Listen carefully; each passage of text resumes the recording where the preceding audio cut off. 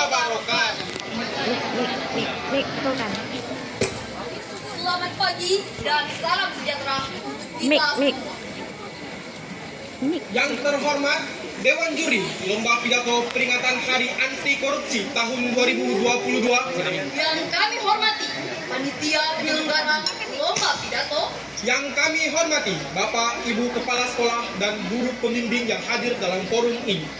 Serta rekan-rekan muda generasi penerus bangsa yang insya Allah akan menjadi pelopor anti korupsi Kabupaten Karimun hingga di seluruh penjuru Indonesia. Marilah kita mengucapkan puji syukur kehadirat Allah Subhanahu wa Ta'ala, karena berkat rahmatnya lah kita dapat berkumpul dalam acara Lomba Pidato pada pagi hari ini.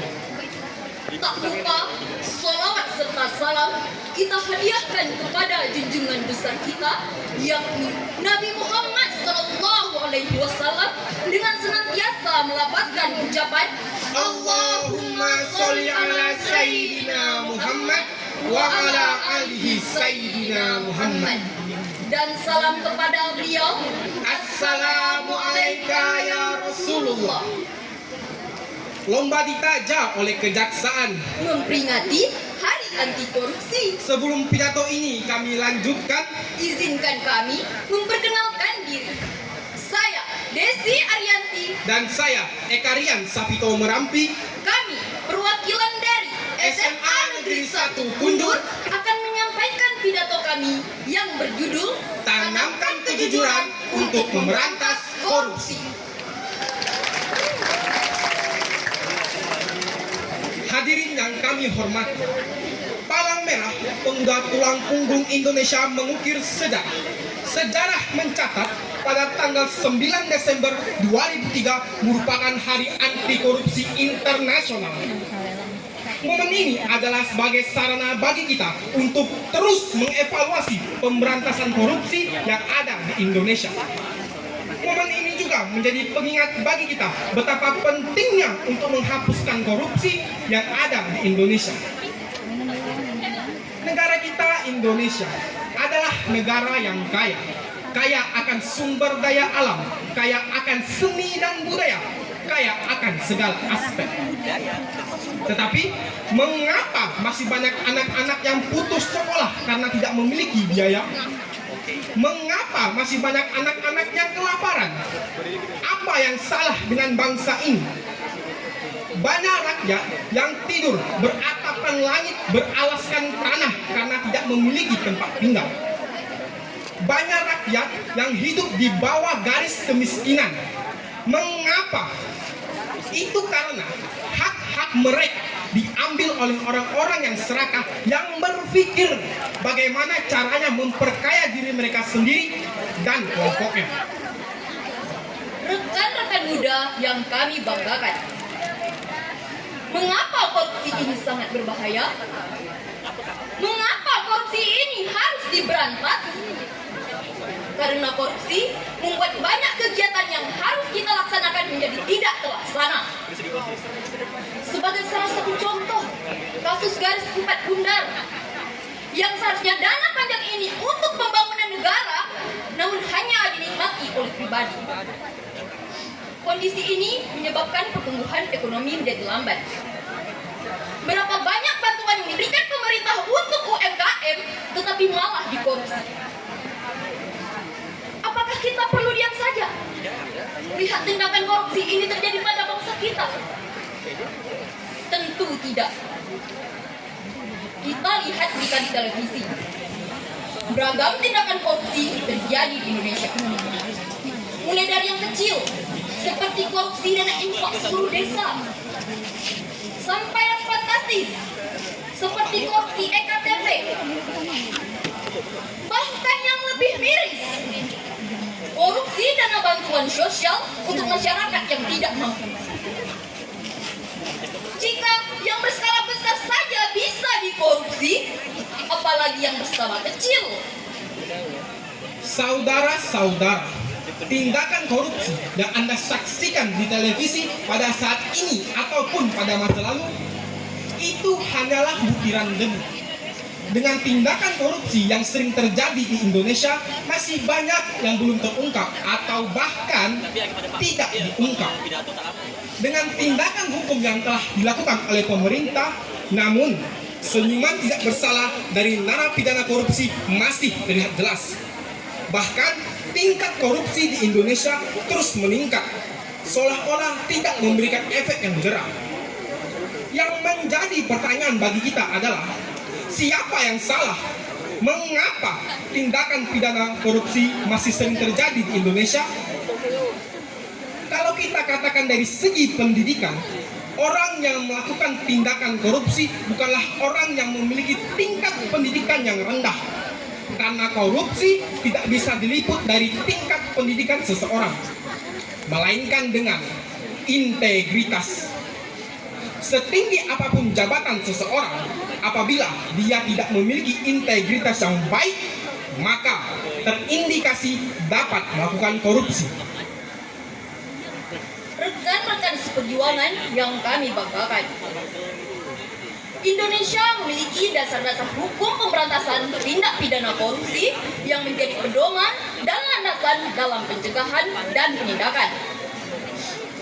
Dasar-dasar hukum ini dibentuk menjadi Komisi Pemberantasan Korupsi atau KPK.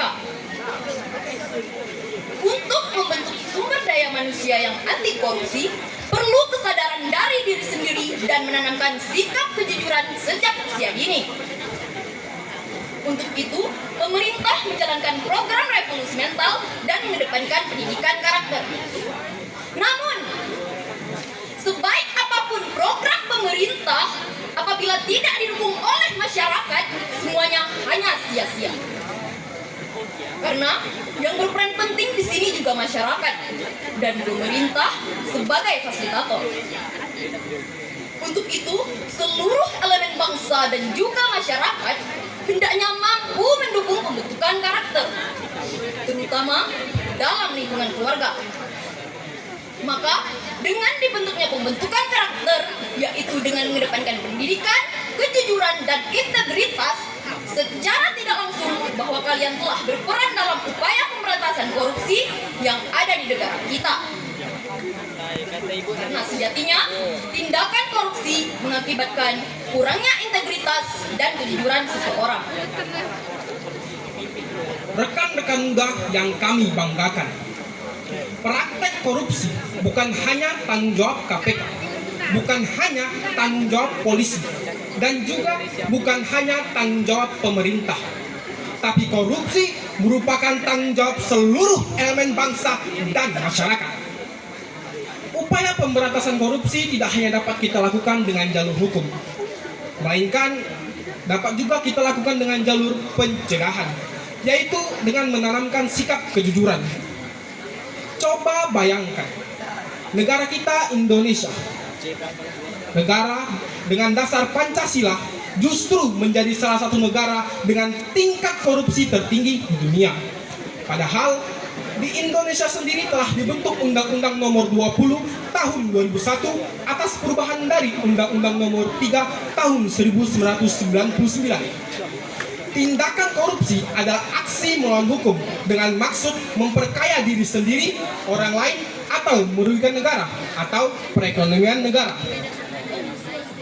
Definisi korupsi dijelaskan dalam 13 buah pasal.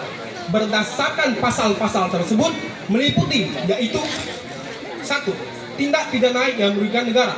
2. Berupa praktek suap menyuap. 3. Penggelapan dalam jabatan. 4. Berupa pemerasan. Dan 5. Perbuatan curang. Hadirin yang kami hormati, oleh karena itu, kami mengajak seluruh masyarakat Indonesia dimanapun engkau berada, dari Sabang sampai Merauke, dari pusat kota hingga ke pelosok desa yang saat ini masih tertidur, mari bangkit, Kobarkan semangat dalam jiwamu. bulatkan tekadmu untuk menjadi pelopor anti korupsi sesuai dengan kemampuan masing-masing. Karena korupsi adalah tindakan yang merugikan semua pihak. Semoga di hari peringatan anti korupsi sedunia ini membuka mata kita, membuka pikiran kita bahwa korupsi dapat diperangi oleh siapa saja, tidak hanya oleh instansi hukum, melainkan juga para remaja yang dibentengi oleh nilai-nilai kejujuran dan tanggung jawab sedari dini. Aksi melawan korupsi harus ditangani dengan serius, dikarenakan kita seluruh masyarakat Indonesia menginginkan korupsi ini dapat terkikis lenyap. Untuk itu, perlu adanya kerjasama dalam membangun masyarakat anti korupsi dengan menanamkan nilai-nilai kejujuran dan memperkokoh landasan hukum yang ada di negara kita. Berani jujur dan anti KKN itu hebat. Perangi korupsi sesuai kemampuan pribadi itu hebat. Marilah melakukan upaya pencegahan korupsi untuk Indonesia hebat. Indonesia tidak kekurangan orang hebat. Hanya saja sedikit dari mereka yang memiliki kejujuran. Pahlawan berperang membela diri. Merdeka menjadi harga mati. Untuk para remaja yang baik budi, Tekadkan semangat anti korupsi. carilah ilmu sampai tuntas. Itulah pesan orang tua-tua Korupsi terus kita berantas agar Indonesia semakin jaya. Demikianlah yang dapat kami sampaikan. Mohon maaf jika ada kesalahan. Kami akhiri dengan Wabillahi taufiq wal hidayah. Wassalamualaikum warahmatullahi wabarakatuh. Salam anti korupsi.